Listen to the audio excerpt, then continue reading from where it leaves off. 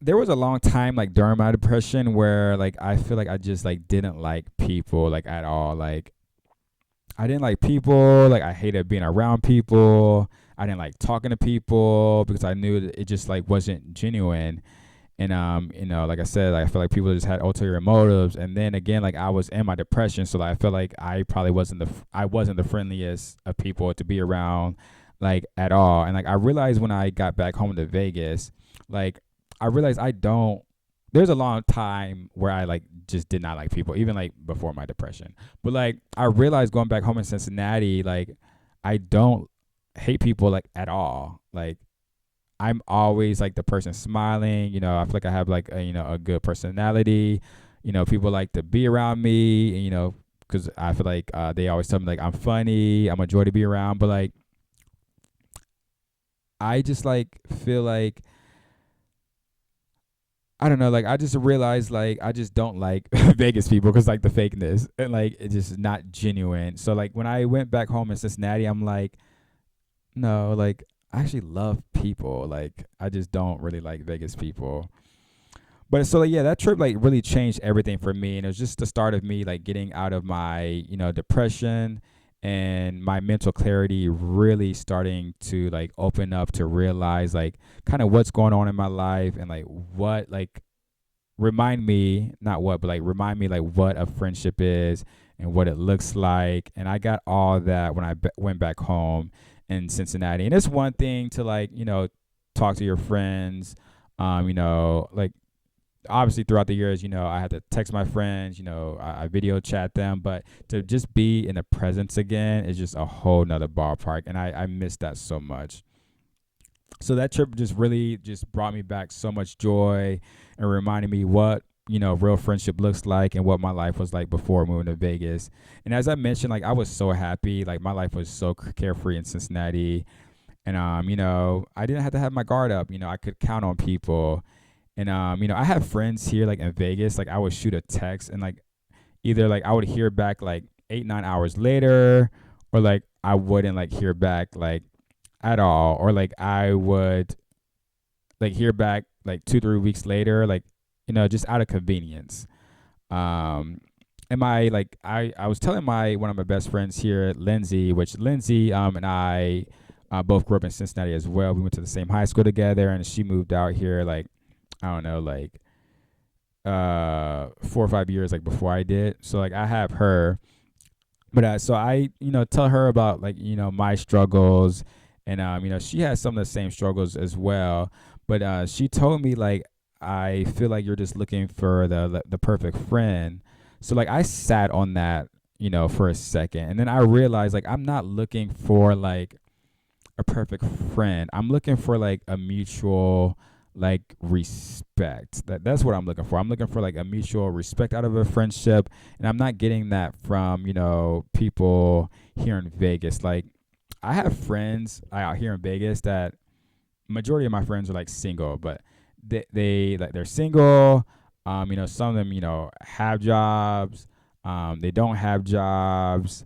They work various hours, and like they're taking days, hours, to respond to just like a simple text, or won't, respond to a call, which is so shitty. And like all like my best friends back home, kid you not, they're like even before I moved, all in serious relationships, like either like engaged, like I said, serious relationships, engaged, married, kids, and like somehow like they're always texting me back. They're always finding time, to hang out. We're doing dinners, we're doing game nights, we're, meeting at the bar, watching sports together.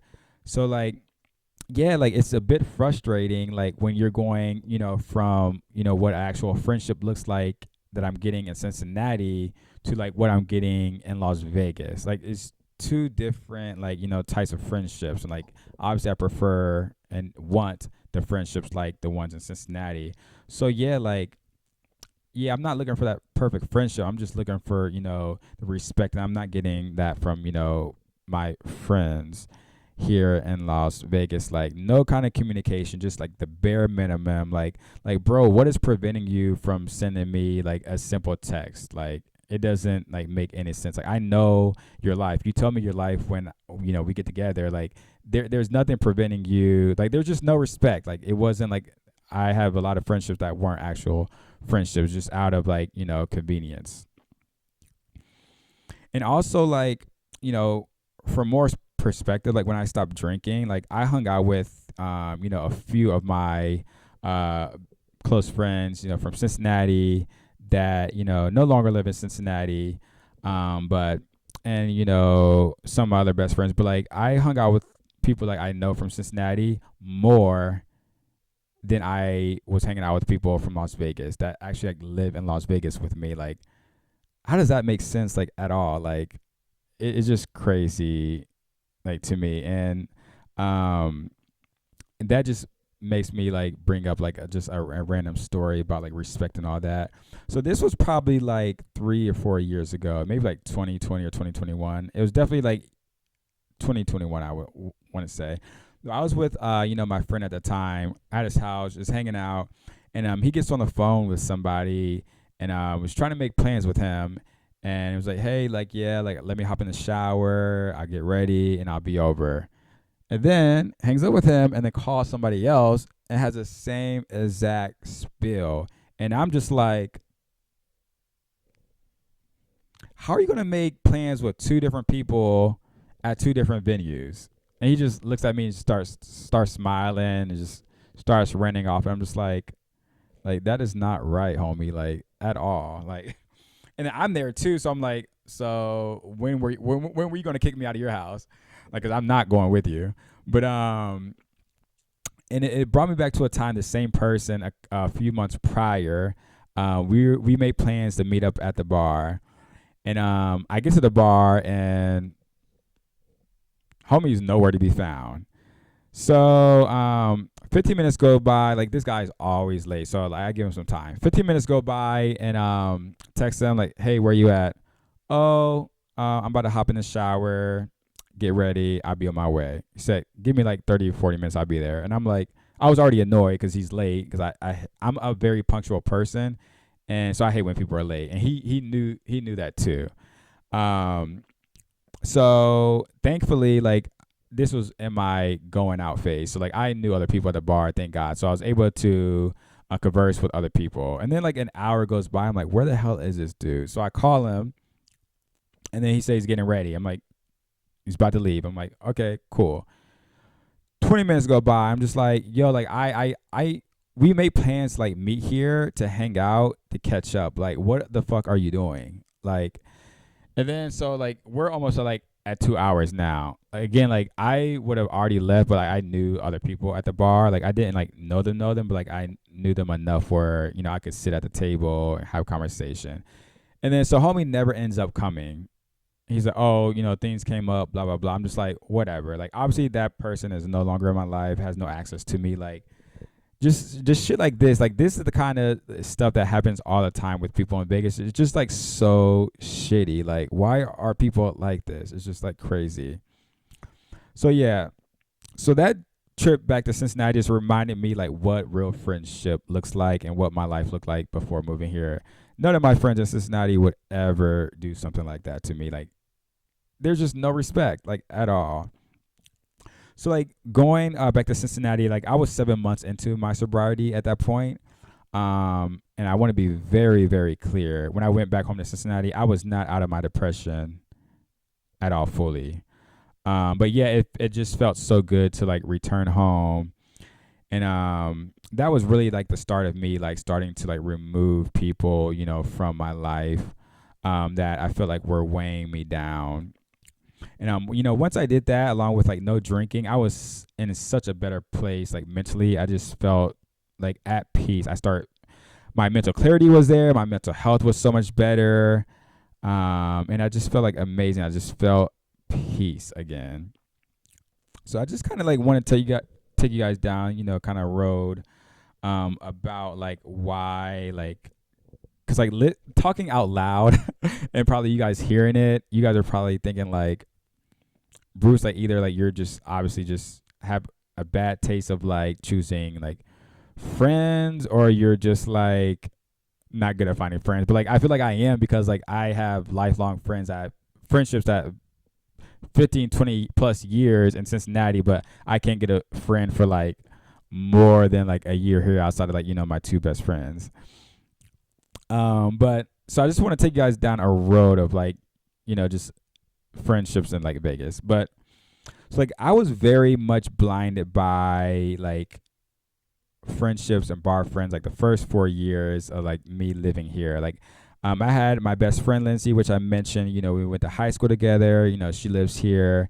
I met a guy named Daniel a few weeks into moving here, and we were extremely close for 4 years. We were friends and we became best friends, and we even dated for a second. And then I have my other best friend, Jess, that lives here.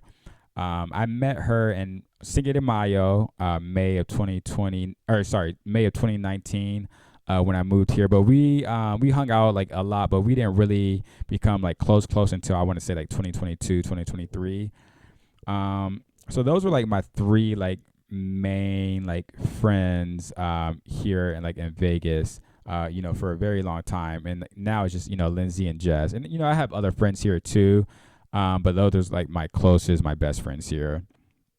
So, I had those, them, and then, I had my bar friends I met over the years. And in 2023, me and Daniel, the guy I was so close with, for 4 years, he had cut ties with me, and that moment like opened my eyes up to like a lot. And Daniel and I, we would do like everything together.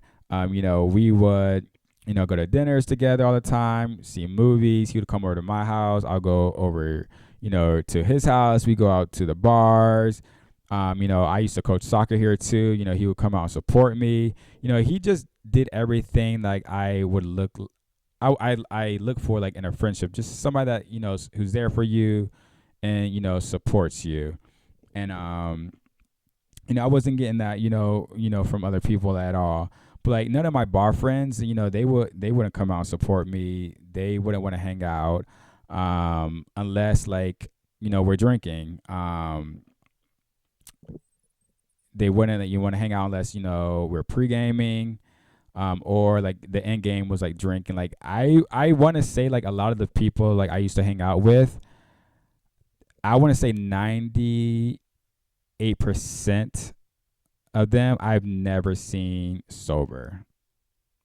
And like I started thinking about that throughout my sobriety, but I'm just like I've never seen some of these guys sober. Like, and there's so many times where like they've seen me sober like several times, because I went to functions even before I stopped drinking, sober. Like I'm not one of those people like I had to have a drink like before certain events. There was a point in time when I was like that, and I just felt like it was just because I was hanging around those people. But I wasn't like always like that, by any means. But I just feel like there was just no support system, from these people that I had met, at the bars, throughout the years. And like there would be so many times where like I would text them, and like it wouldn't really get past like, hey, what's up? Unless like I'd be like, hey, let's go to the garage, which is the bar, like let's go drinking. I would hear back from them all the time. But if it was just like a hey, what's up, they would kind of have to like tread on water, because like they like knew like Bruce is probably like maybe wants to go like on a hike, or maybe he just wants me to come over and just hang out, watch some TV, just chill. So like there would be a lot of times they would respond, but like when it wasn't drinking, we weren't going to the bar, then it's just like crickets. Which just saying all this out loud just makes me so like frustrated, like not like at myself. Like then I'm just like, why was I putting up with this for so long? But it was just because like I'll get into it. But anyways, like so like as mentioned, like Daniel and I, we had cut ties. So when we did cut ties, like outside of my best friends Lindsay and Jess, like no one wanted that actual friendship with me. They just wanted to drink and go to bars with me, and nothing past that. I love Lindsay and Jess to death, but I'm a man, so like I need that male companionship. Like I got that in Cincinnati. I had a bunch of guy friends. A bunch of hetero friends. But like when I moved here, like all my majority of my friends are gay here, which is another story, like in itself. But yeah, so I just really like need that male companionship here, and like I did have that, for a while. Um, the homie David, I met David playing soccer. We became close. We had a lot of things in common. All the, we would always watch sports together. Play soccer together. I would go to his house, hang out with him and his boys. Who is calling me? Scam likely. But yeah, so like David reminded me like a lot of my friendships like back home in Cincinnati, and he ended up moving. Like I said, Vegas is so transient, so like people are just in and out. But shout out to David. David was definitely a good genuine friend that I had in Vegas.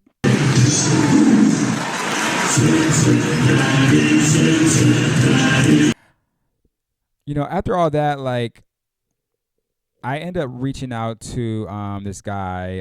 I don't want to give any like names out there, but so I'm just gonna call this guy. His name will be Ron. So Ron, I met. I want to say like in 2021, and we met at a bar, and he was just real cool. We connected. The vibes were good. He seemed pretty cool. So we exchanged numbers. Like, hey, like let's hang out again. So reached out to him like once or twice, and it was just crickets. And then I had noticed he got into a relationship, and basically he just went off the grid, deleted social media and all that good stuff. And like a year and a half went by, and I noticed he had got back on social media. Come to find out, him and his boyfriend broke up. But had got back on social media, so I reached back out to him and asked him like, hey, like, let's hang out. So we end up, meeting up, and, having drinks. All that was good. So then I guess that same night we had met up. Again, this is the first time I've seen him in like almost like 2 years. So I guess he had met other people that night, at the bar. And so it kind of like created like a circle of friends. And the circle was probably like, I don't know, around like 10 to 12 people, but it's basically a group of like 3 to 4 like friend groups. And like I was only really friends with like 3 other people, like really. And like mind you, coming into the circle, like I'm like the odd man out because like I don't know really like any of these people. And I also have my own life outside of this circle, outside of, the whole like, gay scene. And I'm not really like in the scene anymore because things I'm explaining and about to explain and how toxic it was for me, and like what I'm looking for in friendship and life in general. But like these people, like they did not just want to engage in any kind of like friendship unless drinking was involved. And like every time I would want to do something like outside the bar that didn't involve drinking, as I mentioned, it was just crickets. And like I went into this thinking like I was going to like build a friendship, and none of that happened like at all. So to put this into perspective too, like I only communicate with like one of those like 10 to 12 people like now, and the communication is like very seldom. And like the only thing that has changed like is me like drinking. And yeah, so like I like really like only talked to like one person out of that whole group, which is insane to me. And it just brings me back again, like I mentioned, like I was watching those YouTube testimonies, and everybody was just saying you're going to lose all your friends, and sure enough I did. But like a lot of people I've learned like in Las Vegas, they've never really like had like real friendships before, and they don't know what it's like to be a friend, or to be loved by someone. And as I mentioned, like a lot of my friends here are gay, and so like they have like, including me, at through my depression, like had a lot of trauma, and I would see all this firsthand because all the stories they were telling me when they would get drunk. But it's just like normal stuff that us in the gay community have to go through, like people getting kicked out of their house, People, not being loved by, their family members, people being called, derogatory names, people being like isolated from people because, their brothers or sisters, have kids and they don't want, their, gay brother, around them, around a gay person. Like these are all like completely normal things like, we have to, go through, as gay individuals. So like a lot of, the people I was hanging out with here in like Las Vegas, they were going through these things. So like they don't know what it's like, to be a friend or to build a friendship or, basically just know how to like love in general. And and it's really sad to see. Like I'm very blessed. Like I had a really good, coming out story, which I am going to talk about later in the podcast. I'm definitely going to dedicate an episode to that. But like I like all of my friends, family were, very supportive, and I actually got a lot closer to a lot of my friends after I came out because I was, truly myself, and it was just kind of like meeting. Like I was the same person, but I was also like different. So I feel like they knew the old Bruce, but they also knew now they're getting to know like the gay Bruce, and like especially a lot of the girls, because I have like a lot of girlfriends, they were loving that gay side of me. But I do want to read like a page out of this book. It's called The Mastery of Love, and it's by Don Miguel Ruiz, and it's basically like a self-help book and a growth book about love and loving yourself. And I want to read a page out of this because around this time, this is very much how I was like feeling. So bear with me because it's kind of long. So this might hit me again. So if you observe self-destructive people, you will see they attract people just like them. What do we do if we don't like ourselves? We try to get numb with alcohol to forget our suffering. That's the excuse we use. Where are we going to get alcohol? We go to a bar to drink, and guess who's going to be there? People just like us who try to avoid themselves also, who also try to get numb. We get numb together, we start talking about suffering, and we understand each other very well. We even start to enjoy it. We understand each other perfectly because we vibrate in the same frequency. We are both being self-destructive. Then I hurt you, you hurt me, a perfect relationship in hell. And that was like the way I was feeling for like a long time. And there's more to this, but I'm stopping for a second. But this last part just really like stuck with me. It says, we are being both self-destructive. Then I hurt you, you hurt me, a perfect relationship in hell. Like I was saying, like I would never be getting text messages back. People will be ignoring me. So then like I got into that mindset, like I'm going to do the same thing. And like, I'm not that way at all. I'm usually a very fast like responder. Not so much as like I used to be, because we're older in life or whatever. But I was becoming that way, like the way people were treating me, and like that's just like not right. But I felt this just sorry. I'm just like thinking like I was such a shitty person like for doing this too, because like I would start doing it to people like outside of that circle I was in as well, just kind of like being a bad friend, not responding to right away, because like that's what I was like used to like in this group of people I was hanging out with, and it was just so shitty of me, and just like I just feel so shitty for the people like I wasn't responding to, that I actually am like friends and close friends with, just because of like things that people were doing to me, which is not right at all. I totally regret that, and I'm so sorry for all that. But I'm going to continue on, and this next part, like if you guys can see, like I have highlighted because this was like some real shit. So here we go. What happens when you change? For whatever reason, you no longer need the alcohol. It's okay now to be with yourself and you really enjoy it. You no longer drink, but you have the same friends and everyone's drinking. So like I mentioned before, like I still was going out when I stopped drinking. I was hanging around, the same people. So to continue, they get numb, they start getting happier, but you can clearly see that their happiness is not real. What they call happiness is a rebellion against their own emotional pain. In that happiness, they are so hurt that they have fun hurting other people and hurting themselves. And if you guys remember, that's kind of what Nikki Saturn and I, he was on the podcast, we're talking about, like how we could just see, people's pain, when they're drinking.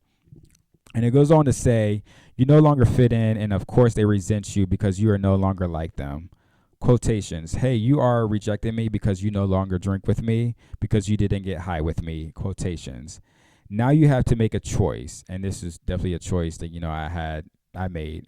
So now you have to make a choice. You can step back or you can go to another level of frequency and meet people who finally accept themselves like you do. You find there is another realm of reality, a new way of relationship, and you no longer accept certain kinds of abuse.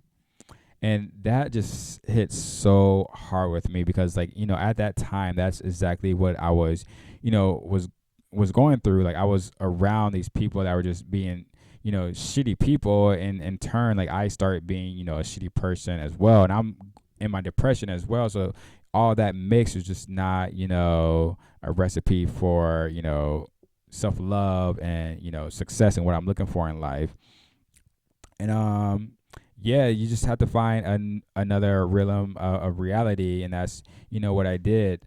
I start removing these people from my life because they I realized when I was coming out of my depression, my mental clarity started coming back. I'm like, these people are weighing me down, and I need to be in an environment like I was like in Cincinnati, and my two best friends here, Lindsay and Jess, I need to be around them, to be, a better person, to continue to love myself and to continue to move my life in a positive direction. And being around, a lot of those people, my life wasn't moving in a positive direction. It was moving in a negative direction.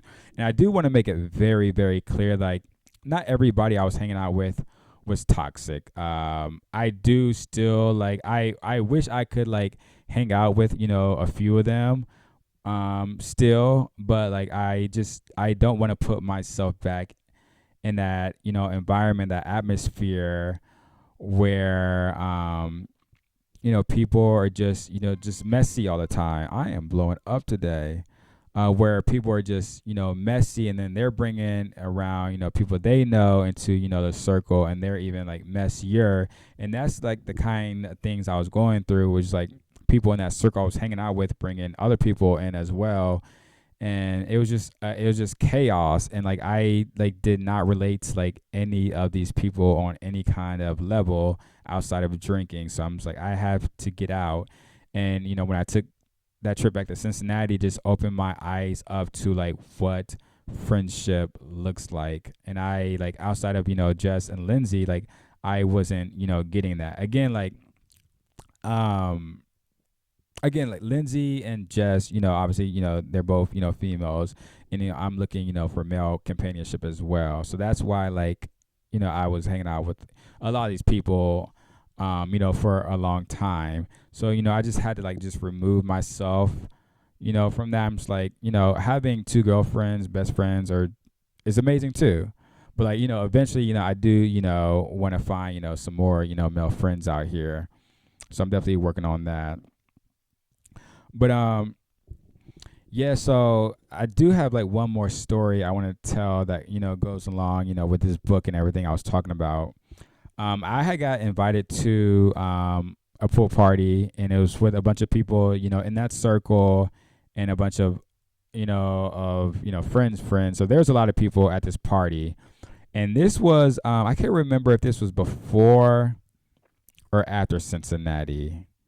I want to say it was before, because I want to say it was like a Labor Day party.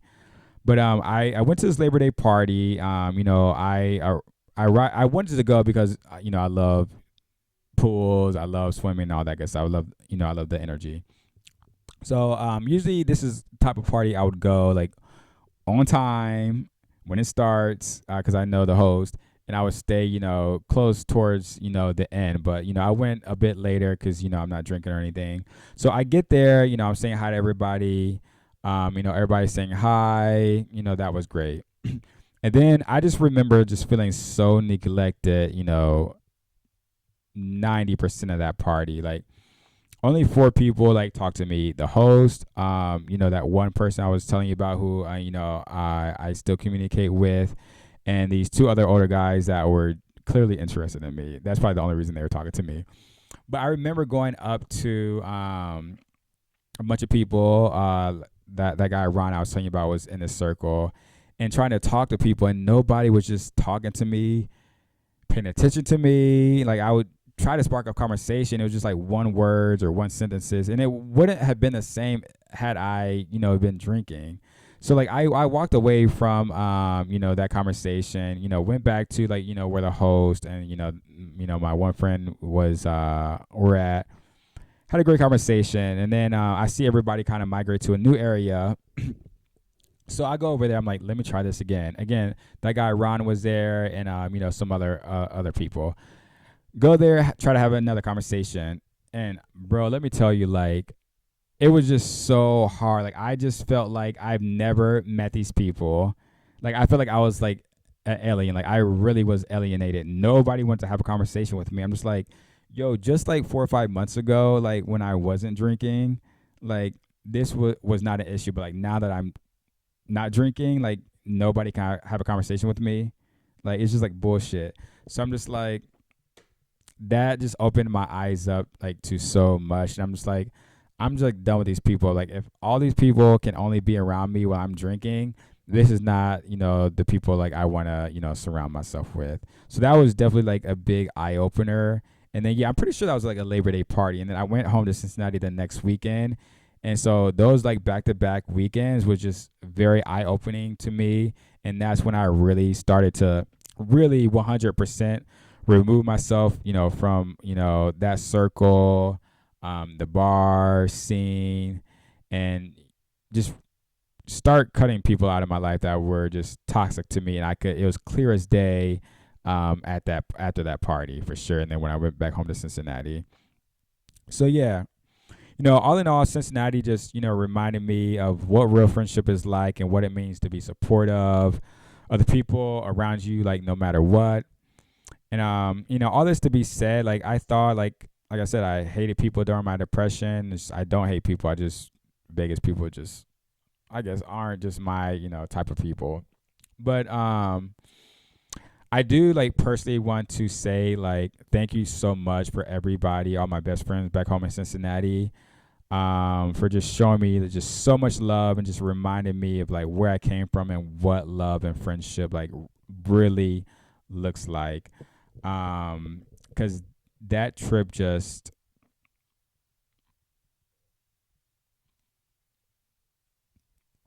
it did so much for like my mental health and really just started me on a path and journey of just love and happiness, which like this book is about. And this book like helped me a lot too. So yeah, I just want to personally thank like all you guys who I saw and all that I got to spend time with. It just definitely like helped me like fight my depression that I was in. And just shout out to all you guys. And these are all people like outside of like Henrik, like I've known for since like middle school and high school. And so these are all people like it means so much to me like in my life, and I value you guys' friendship so much, and I'm so honored to still have like this friendship with you guys. And I consider all these like lifelong friendships. And you guys are the best, and thank you so much for that weekend. It meant a lot to me, and I cannot wait for new memories, new vacations, and yeah, those are soon to come. So I can't wait for that. So yeah, yeah, thank you so much for tuning in. I know this was like a lot, and I kind of veered off of the sobriety aspect of the podcast, but this just trip just helped me a lot, moving forward, through the rest of my sobriety journey. So this was mainly just kind of like a social aspect episode and a mental health and mental clarity episode that just really just helped me dig and fight my depression to get the hell out of my head. And I just love that trip so much. But yeah, so Thank you so much for tuning in. I hope you guys enjoyed this episode, and I'm definitely excited to get back to 9 months of sobriety, and then the year sobriety and what that's like, physically and mentally, and how now like the social dynamics shifted, that I removed myself completely out of that crew I was hanging out with in the bar scene as well. Kind of like what my life looks like, on a day to day and a weekend basis now. So yeah, before you click off the screen, just make sure you go ahead and like and subscribe, and I will see you guys next time. Have a good one, Foxies. What's up, Foxies? Thanks for watching. Make sure you like, subscribe, and hit the notification bell. And be sure to follow me on social media at the Foxhole Pod. See you next time.